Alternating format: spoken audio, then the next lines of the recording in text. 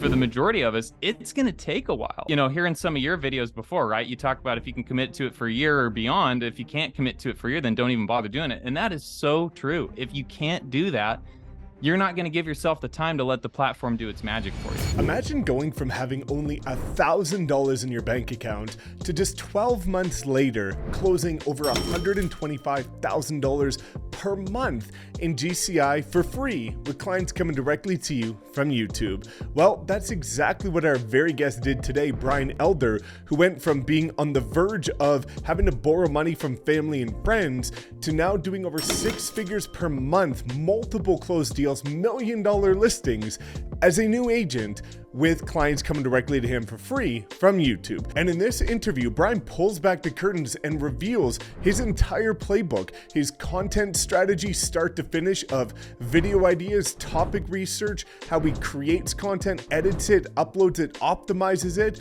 how he actually converts views into leads, and even how there's channels in his market with more subscribers, but he is closing 10 times more deals than them because of some of the ninja strategies he breaks down. So 2 quick things before we get started. Number 1, I'm going to link all of Brian's incredible content below, which is not just his YouTube channel for his local market, but he also has a YouTube channel with his partner Ryan, where he breaks down even further strategies to help agents, showing you exactly what he's doing behind the scenes.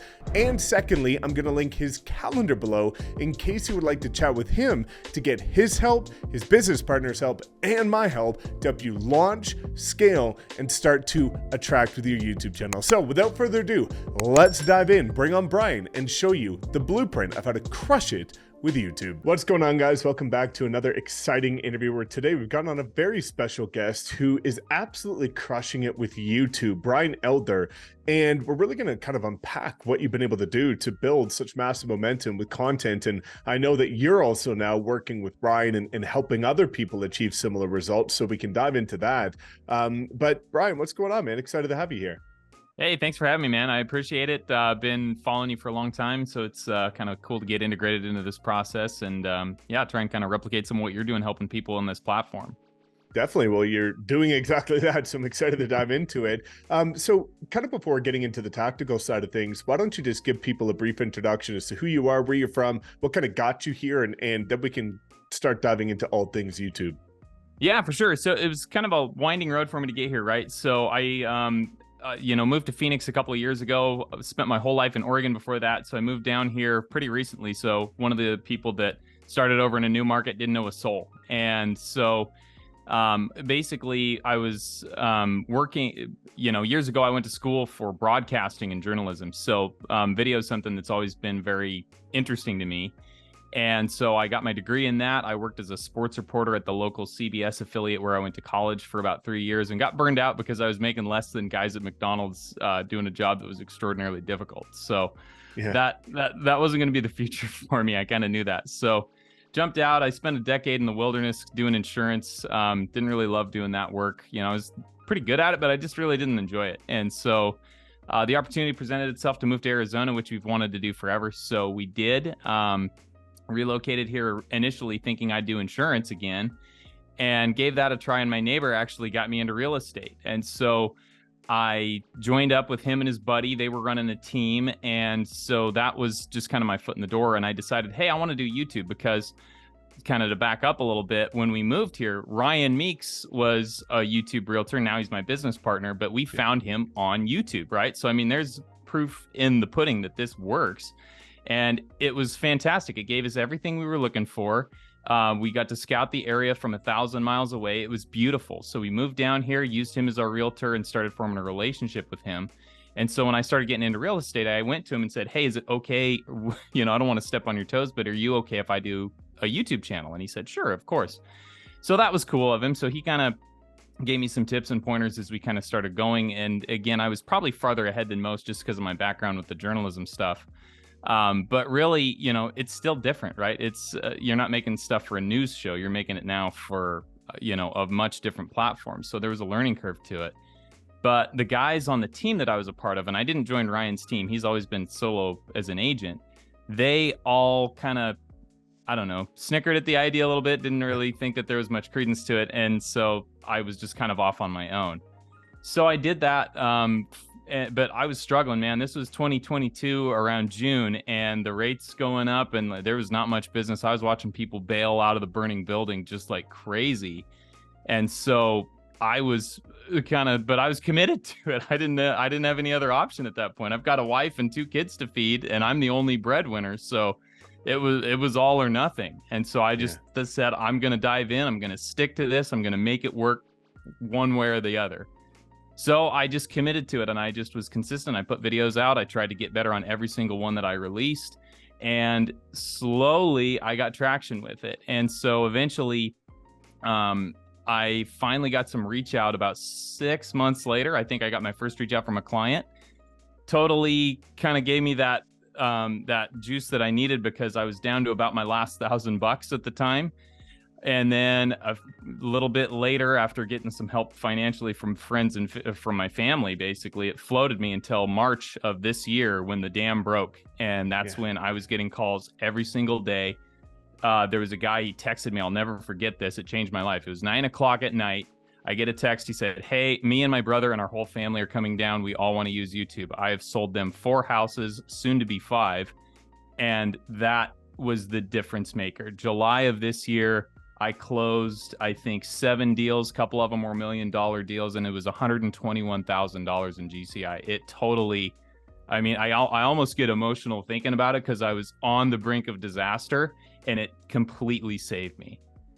Wow, that's incredible, man. I'm really excited to unpack that, because that's a story that's going to relate to so many people. And again, you know, before diving into that, I just want to say that the interview with Ryan is pretty incredible, and I'll link that in the description below, because you two are partners and both of you are crushing it on YouTube. So after watching Brian, you want to go check out Ryan. But let's talk about that, because I think a lot of people are going to see you and even just say, okay, you've got experience on video. Okay, you probably put out 1 video, it crushed, and people just started coming to you immediately.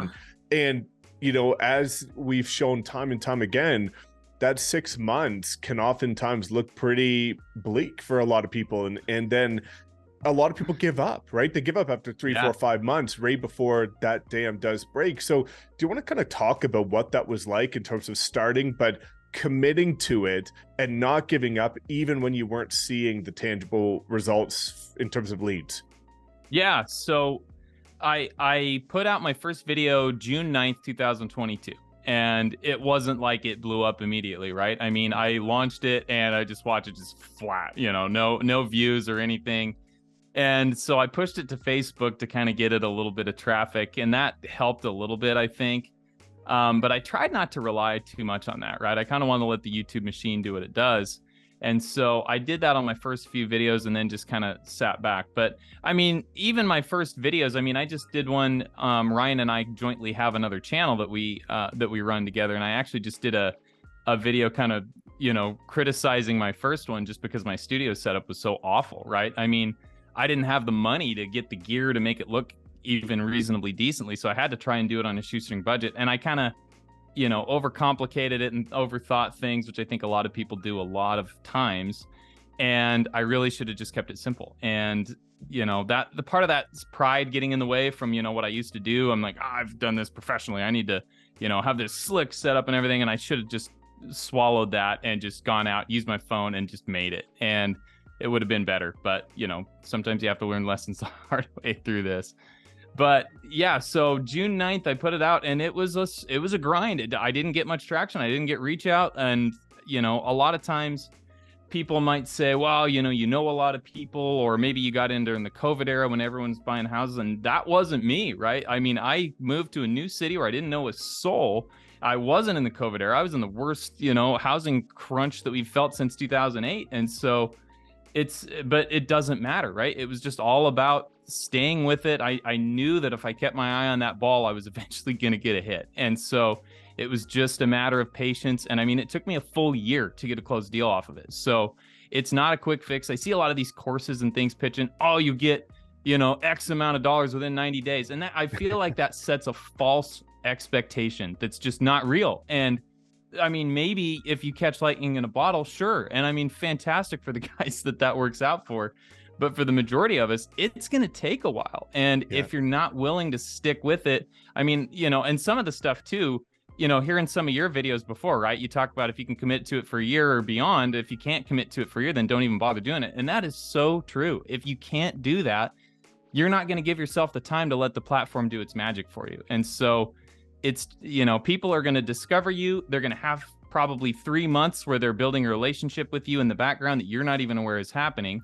And then one day your phone rings, but it took 6 months maybe to get to that process. So, all these folks that are thinking about quitting, I just don't do it, because it's just ruining all that work that you've done. And you may be this close to having that dam break like it did for me. 100%, dude. And I think, again, like, just looking at delayed gratification, it's one of those things. And you said the word trust the process, which is so important, because, so many people have proven this to work, but it's just how long can you commit to it? Because when people are seeing $0 month after month after month, they're not realizing that that $100,000 month is just on the other side if you keep going. But they're so consumed with the present results and not looking at what that's building up to. So I love that you stuck with it. And again, like that difference over the course of a year truly is life-changing, and it can be for so many other people. But I love that you talked about, that time delay that it took to build momentum. So, as you started to build momentum, I always like to kind of unpack, what videos have you found to be the ones that kind of attract the most attention, or the ones that people reach out to you from the most? Yeah, so it's interesting because I try to track that as closely as I can, and sometimes it's difficult, right? But usually when they call, they'll usually say, "Hey, I saw this video," right? And that's kind of your moment of clarity where you made a good one when they call it out on the phone call with you. So really, my formula was kind of a combination of the tried and true tactics, right? Really essentially all that anybody wants to know when they're in this situation, and I know from being a consumer on the other side of it, is what's it like to live there? What's it going to be when I get to this place? What's it look like? And just trying to get an idea of the lifestyle. So to do that, I try to do neighborhood tours, give somebody a high overview of either a suburb or even to get more deep in a specific subdivision if it's a really popular one. And then property tours. So we're in the Phoenix market. We have a ton of new construction around here, so it's super easy to go shoot those models, and people love those. And the other one is, just kind of the opinion-based stuff, the pros and cons, the cost of living and all that. But one thing that I try to do, and I'm really, especially as I'm going into my second year of doing this, trying really hard to differentiate myself, is sticking to those basics, but not being so copycat that you do it just the same as everybody else, right? Because there's a lot of stuff that just blurs together. I mean, if you imagine the YouTuber on the other end of this and they see 18 pros and cons of living in your city, well, which one are they going to pick on, right? I mean, obviously the thumbnail is going to play a part in that, but if you just tweak the title even just a little bit to something a little bit more catchy, they're going to watch yours. And so that's the best way to get a hold of somebody, and then send them down the rabbit hole of your channel, and they're loyal to you at that point.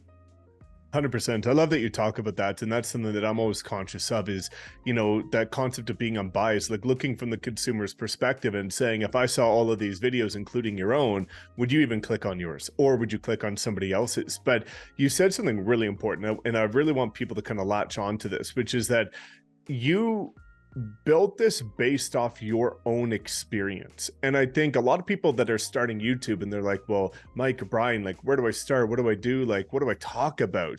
Well, why did you move to your market? Or if you haven't moved to a new market, why do you still live there? Like, why do you like being there? Why aren't you moving to a different market? What is keeping you there? And I think you've done so well at creating this relatable experience, because now when people know you relocated there, which agent do they want to work with? The one that's always lived there and is biased, or the one that has also moved there and is unbiased? So I think that's, a really incredible aspect of what you're doing. Now, we'll get into equipment and things later, but one of the questions that I asked also Ryan is, what does that customer journey look like in terms of getting views to leads to conversations to appointments to close deals? Like, are people emailing you mostly? Are they texting you? Are they booking into Calendly? What does that conversation look like? How long does it take? Like, take us through the journey of like your average YouTube lead.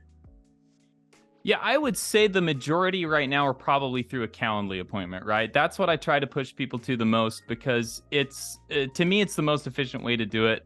It's a face-to-face interaction, which I mean, if they've been watching it for months on YouTube, they're going to kind of relish that, like, oh, it's really it, which seems weird, but at the same time, people go crazy for it. I'm still kind of flabbergasted to this day when I go out and see somebody, and the first thing they do is start taking selfies with me, and they're like, "Oh, it's this guy." I'm like, it's like, who am I, right? Like, I'm just some guy here making YouTube videos and selling you houses, but it does kind of give you a little bit of that. I hate to use the word celebrity status, but in their mind, it's almost like that. Which, I mean, what a separator, right? I mean, you're not convincing. I don't try to talk anybody into working with me. They've already made up their mind. By the time they're here, they're mine. I don't have to sell them. And that, I mean, I've been in sales for years, and it's like, what a difference. And I see all these other folks that are just grinding and cold calling and just begging and pleading with people, and they burn out. And it's no wonder, because that's hard. So, I mean, it's just such a great thing. But yeah, Calendly is my go-to. I get a lot of phone calls and emails, and I always make sure that I drop in some call to actions, of course, in my videos, right? Call me, text me. I even have this little thing where it shows a bunch of the text messages people show me that pops up on the screen. Like, see, it's okay. You can do it. And if, and it's just added reassurance to them that it's not a bother. I mean, it's incredible how many people will say, oh, we don't want to bother you. It's like, trust me, it's not a bother. This is what I do for a living. It's how I get paid and put food on my table. But yeah, a lot of people they have it built into their mind that it's that they're bothering me. And so I just try to make it as clear as possible. This isn't a bother. This is what I do. And so yeah, phone calls, texts, emails, and Calendly are probably the big three. So once I meet them via that, almost always they've got a trip to my area planned, and they tell me when it is. So we put something on the calendar. And then it's just a matter of meeting them in person, taking them around, showing them different properties. And, and that's one thing I've gotten pretty good at over time and took a little bit of practice is just, actually the actual art of being a realtor, because I've only been doing this. This is just my second year. So it's not like I'm super experienced or been doing this a long time, but as I've gone through it and met enough people, I've gotten good at listening to what they're looking for. And another added benefit of making all these property tour videos, you get familiar with your community really fast. So somebody tells you something they're looking for, you know exactly where to take them. And I've had a ton of people that reach out and say, I think we like X community, but we end up buying in Y community because they really didn't know about it. And when they told me what they were looking for, it's like, I think you maybe should check that one out. And we go over there and they love it. And again, one more thing just to secure the loyalty for future deals with them down the road is doing that. And I actually just yesterday got a guy under contract. It's the biggest deal I've ever had, 1.825 million.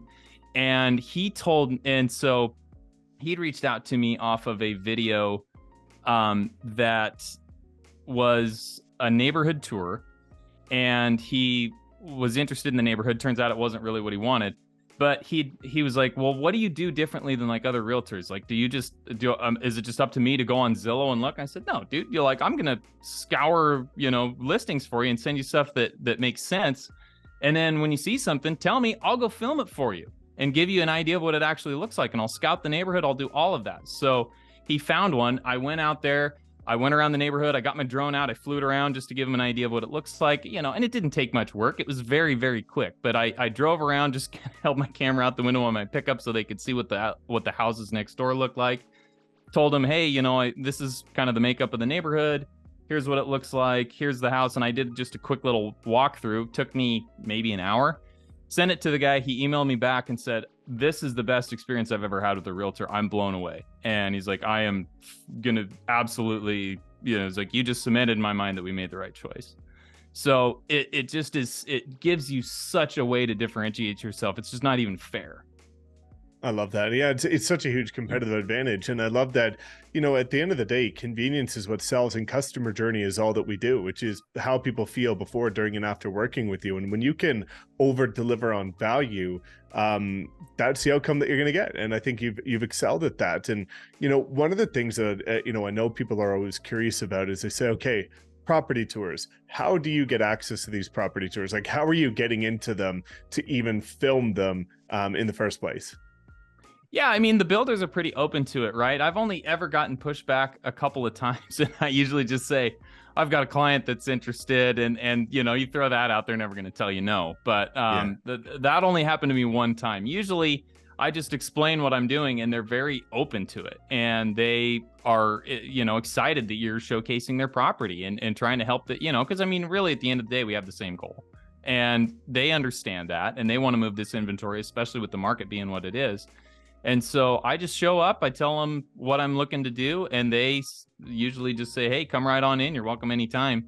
And then, you know, when you show back up with clients, then they really are like, oh, yeah, that does work. That's cool. So, yeah, that's pretty much just all I do. You know, if you're in a market where you don't have that, then obviously, you know, you can reach out to other agents and just tell them, I want to promote your listing and I don't want to charge you for it. So would you be cool with that? And I mean, Yeah. who's going to say no to that? I mean, some may, you never know what you're going to get into, but yeah, it's just a matter of finding you know, things in areas that, you know, people are going to be looking for and just asking the question. Big time. No, that's perfect. And you know, now kind of segueing into getting started, there's kind of two different angles I'd like to start with, which is the first being equipment. Do you have recommended equipment for people looking to start, or what you use, or anything for people saying, okay, I want to get started on YouTube, but I don't have this or I don't have that? Like, what is your Yeah. advice on getting started with equipment? You know, I think the thing people overthink is the camera they use, because they think, oh, I've got to have a nice camera. And you really don't. If you got a smartphone, you got all you need.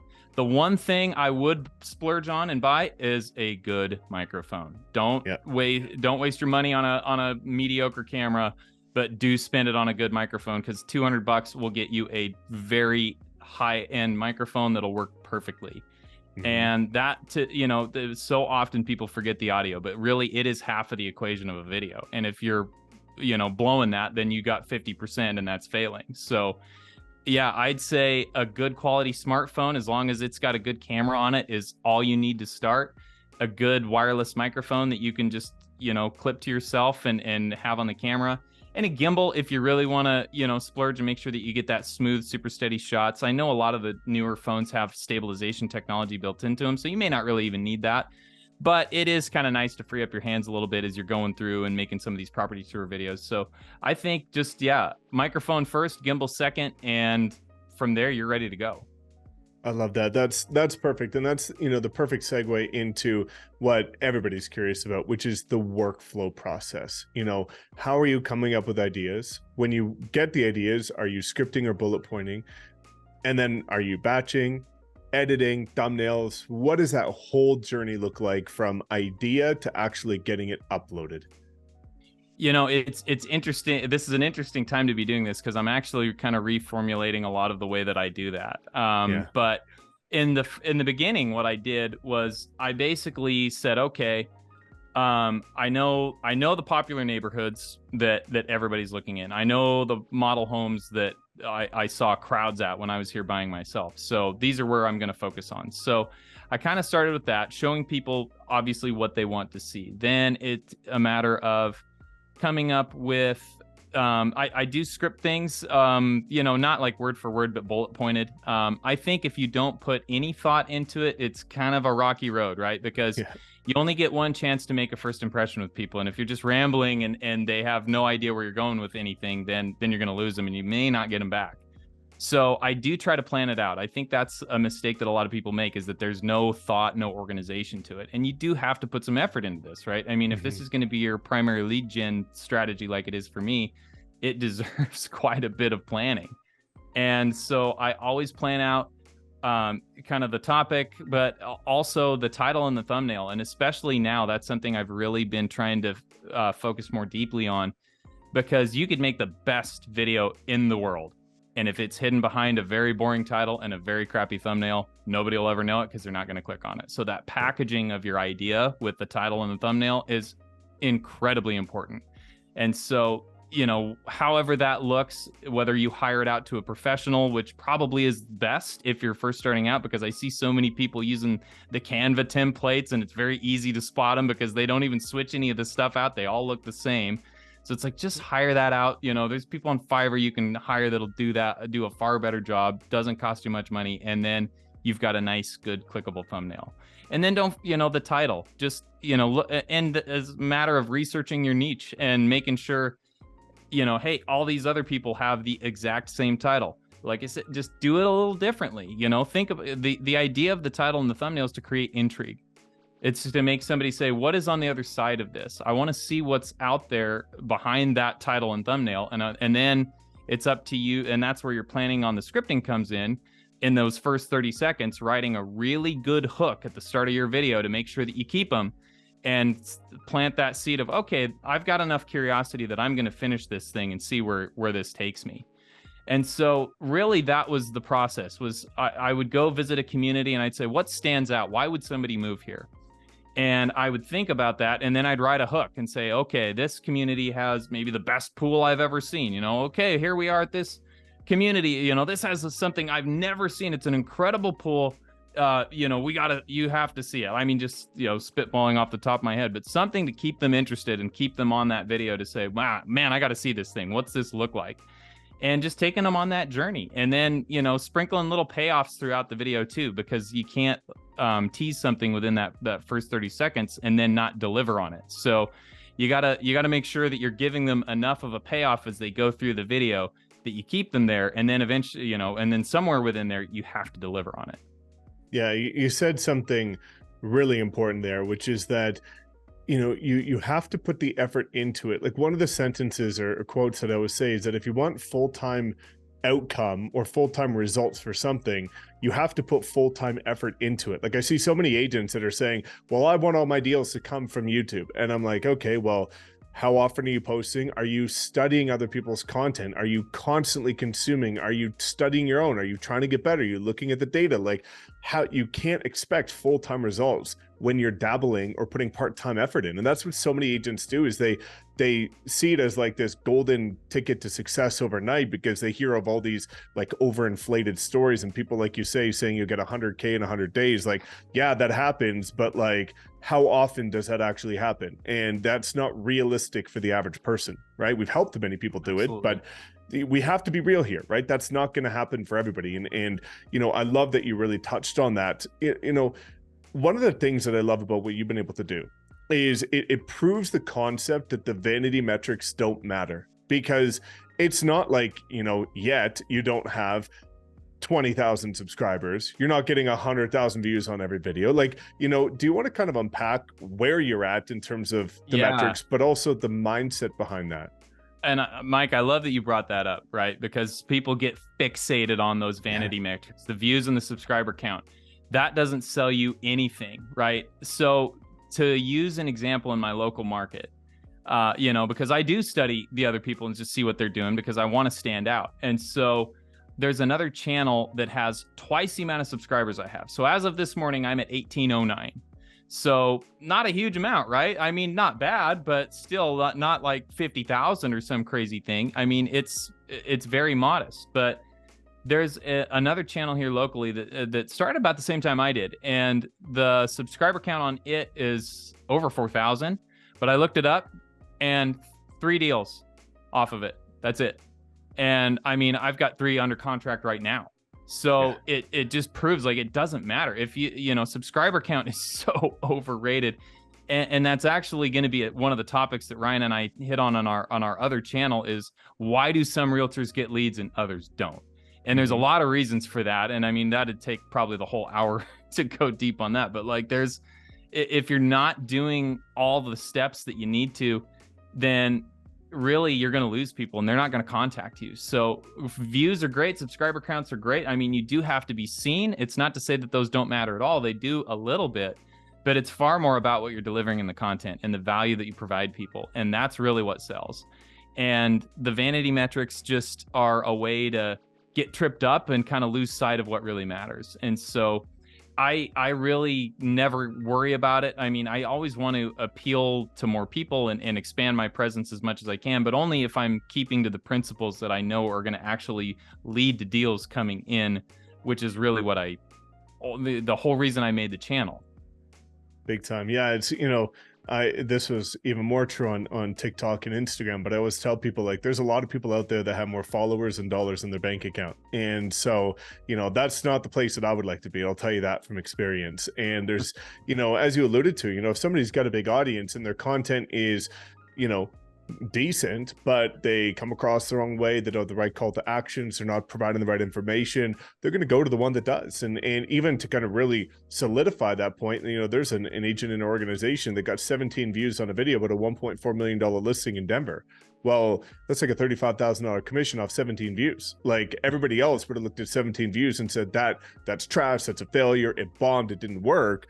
Well, no, it worked pretty darn incredibly, Yeah. right? And so, maybe that's a good segue into something that we can dive into, which are, what are some of the biggest mistakes you see people making when it comes to YouTube? And of course that, I'm going to link, and again, guys, make sure you check out Brian and Ryan's other channel below, because they dive much deeper into these topics, and the quality of it's insane. But talking about mistakes, right? What do you commonly see from agents that are, attempting YouTube and maybe not getting anything tangible?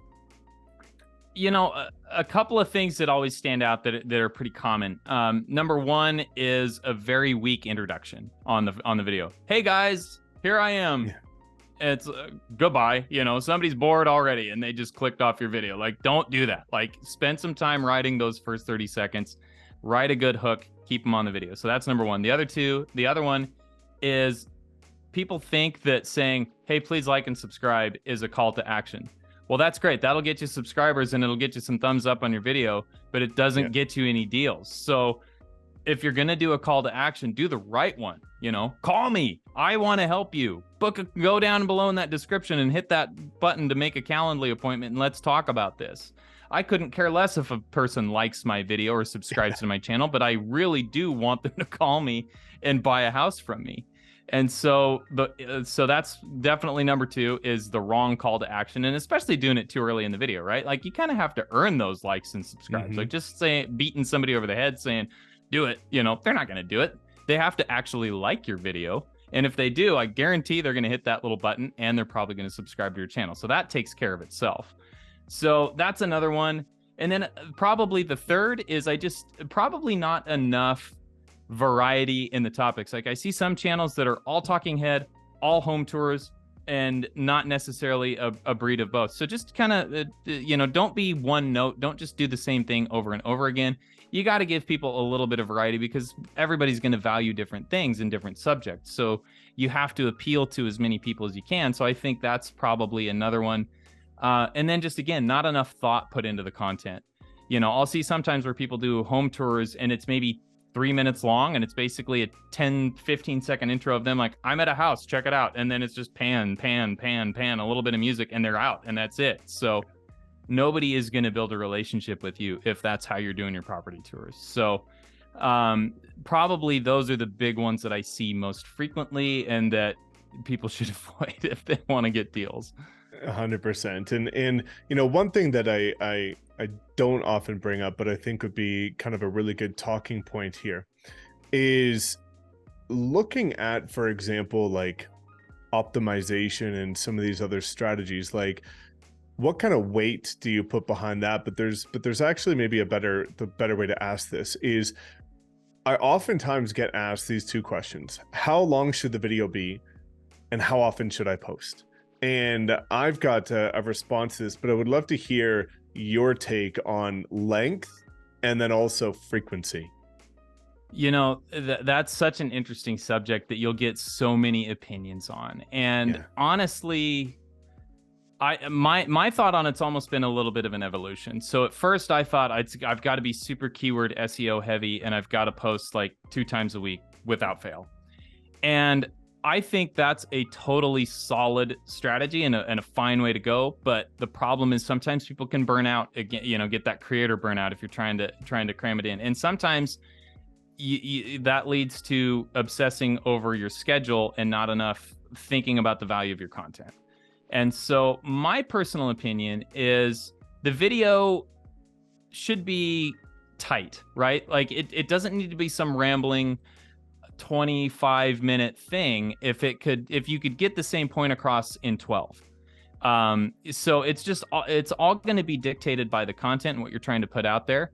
But, with people's attention spans being what they are, and the reason TikTok and Reels and Shorts are rising is because people have a hard time paying attention past 30 seconds sometimes. So knowing that, maybe a 6-minute video is enough. I mean, it's all going to depend on what your content is. But one of the things that they used to have us do when I was in school for broadcasting is an exercise that they would call boiling.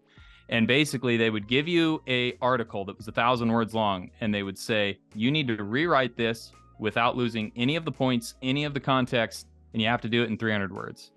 And so it really taught us to get rid of fluff, get rid of stuff that didn't matter, and stick to the meat, and just only do that. So I would say one of the things that you can do when it comes to length is write something out, bullet point it, see how long it is, give it a few hours to breathe, and then go back and see if you can tighten it and try to get it down and shorten it, and just keep the really important content in there.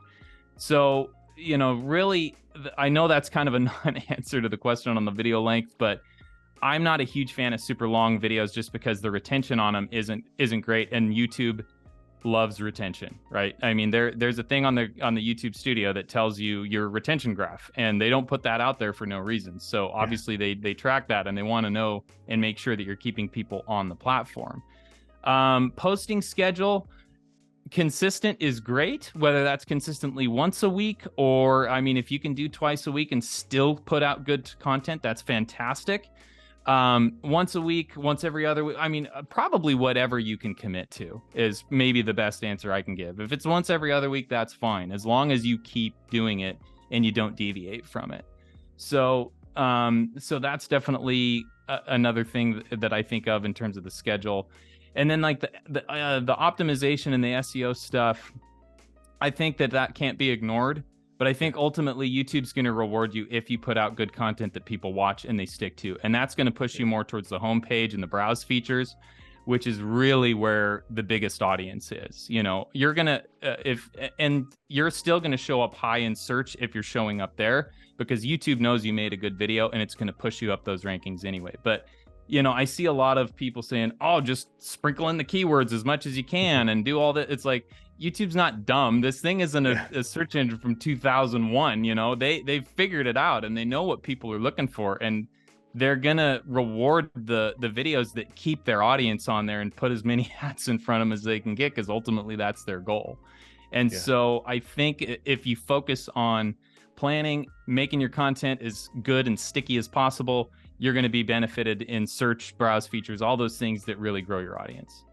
Yeah, I love that you say that. And there's kind of two things I can add to that, which is like, the concept of like video length. And I always tell people your video should be as long as it needs to be in order to get the point across, to the point where somebody doesn't have to go watch a different person's video to get the answers, but as short as it needs to be without any fluff, filler, and tangents. And, because there's no magic length. It's just making sure that you're to the point, but you're also to the point without being too short, to the point where you've actually added value in their decision-making process. And, the concept that you just talk about, Mr. Beast is huge on this. He's like, people come and they're like, okay, Mike or Brian, I've been putting out content for a year now. I'm just not growing, or I'm just not getting results. And his response, and I'll echo this, is if you're putting out content and you're not growing, as much as you don't want to hear this, is because your content sucks. Like, you want to get better, you want to grow, put out better content. Like, that's it. Like, you could completely ignore, almost to a T,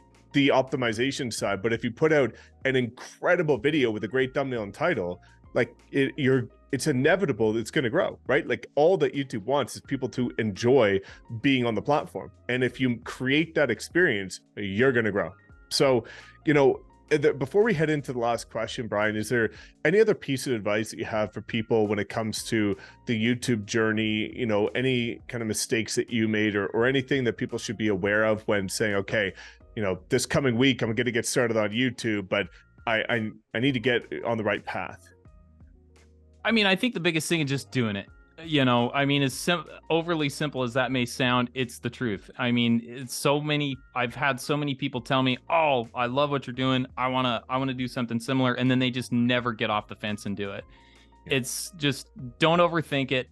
yeah, your first video isn't going to be your best. Mine stinks, right? I will readily admit that. My first Same. video is awful. But one of the best things about YouTube is these creators that have gotten big over time. You can go back and look at their early stuff and just kind of marvel at the journey that they've taken. And, God willing, that'll be me someday, right? That somebody will be like, man, look at this guy's first video. It's terrible. And someday I'll have, a big audience and be able to say, yeah, I came a long way. So, I mean, there's no shame in that. And don't let that hold you back, because it doesn't matter. The only thing that matters is getting started and improving as you go. And as long as you do that and you stick with it and give it a year or more or whatever it takes, I guarantee it will work. And that's really the only thing, is just getting started, getting going. Don't overthink it and let yourself just get bogged down in some kind of thought loop, because that's the quickest way to get nowhere. 100%. And we always say, like, comparison is the death of joy. Don't be comparing yourself to these people that are saying they've done, 1 million in their first year or whatever. Like, again, we've helped create many people that have done that, but those are the unicorns that also, in most cases, have had the perfect market with the perfect storm of relocation and the economy and the COVID market. And there's all these other variables that they're not talking about that aided to that being the outcome. So, don't compare yourself to anybody else. Just focus on getting better each and every video. And if you do that for 100 videos, it's inevitable you're going to get better. So, the last thing we always like to pull a full circle with, Brian, is that, we've obviously become partners, and you and Ryan and the three of us are now on this journey together, helping other people blow up their YouTube channel. So I'd love for you to kind of just take a moment to unpack why you decided to join not just EXP, but also our group. And most importantly, what can people expect when they decide to partner with you and Ryan? Yeah. So, when I first got started on the YouTube journey, a lot of people were telling me, hey, you need to have a course. You need to have some kind of course that you sell. And I just thought, I don't want to do that. I don't want to be some, because I hadn't done any deals yet. I had no proof of concept. I'm like, I don't want to be some BS artist, and just sell people a bill of goods. That doesn't make any sense. If I do this, I want to do it the right way, have proven results that I know can be replicated, and then go teach others to do it. And there's no better platform than EXP to do that, right? Because kind of circling back to my first few months in real estate, I told you I was on that team. Well, the reason I left that team is because somebody was taking 50% of my commission, and I felt awful when I sold my mother-in-law a house and they took half of it for doing nothing. So it's like, why in God's name would somebody do that? So EXP is the perfect place where we can share our expertise. We can help other people regardless of where they are in the country. I mean, how powerful is that? This can be global, and teach these strategies that work anywhere and not take any money from people to do it. I mean, it's so great. I mean, it just really speaks to who I am as an individual, that I want to help people, but I don't want your money. I don't want to take anything from you. I just want to help you and get you out of that rut that I was in, that I never want anybody else to experience in their lifetime, because it was absolute hell to go through that. And so whatever we can do to help people, that's really the goal. And so your group in particular really stood out to us, because so many times we will find people, that will say, sure, we can help you with YouTube. Oh, by the way, here's our scripts on FISBOs and door knocking and all this, because really that's what we're about. But we'll tell you that we like doing YouTube. This is the only group that I've ever found that's actually committed to it. And there's other people, other big players in this group that have, done exceptionally well with this platform and other social media strategies, right? I mean, video isn't just limited to YouTube. I mean, if you can get good at video, you can master Instagram, you can master TikTok, and really make a presence in those arenas as well. And my goodness, there's just no limit to it. So the group was just perfect for us and kind of our ethos and what we believe in. And then sort of kind of what we're going to be offering is just, kind of taking what you guys have already built and just trying to expand on it, right? So the basics of how to get started. So we actually have some people right now that are just barely getting started. They sent us some of their footage that they did the other day, and we're going to go help them refine that. And we're actually, it's going to be very hands-on. We're going to teach people exactly the fundamentals of video, from shooting to editing to framing, how to light properly, how to make your audio sound good. And we're going to make sure that in no time at all, your videos are going to not only look better, they're going to sound better, and your content, the biggest key of all, is going to be far better than your competition, because we're going to brainstorm as a unit. We have weekly calls set up within our own group to where we're going to have content strategy, and we're going to write titles, and we're going to brainstorm thumbnails, say this one looks good, this one doesn't look good. And we're just all going to have the same, all of our oars in the water moving the same direction. And so really that's what people can expect when they partner with us, is that we are going to be very involved in their journey and just doing every single thing possible to make sure that they are successful on YouTube. I love that, man. And again, I can't attest to, enough what you and Ryan are doing, because you guys genuinely do care. You really are hands-on.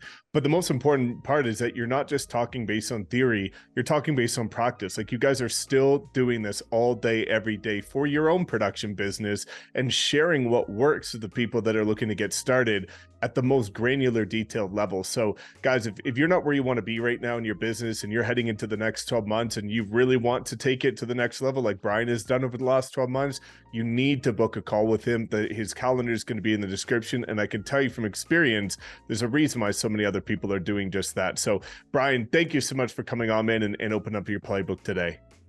Hey, happy to, Mike. I really appreciate the opportunity to come on and chat about it. It's been great to be aligned with you and your group, and we're absolutely loving the transition over here. Definitely, man. Well, again, guys, go check out all the links in the description. If you got value from this, smash the like button and subscribe. We'll see you in the next video.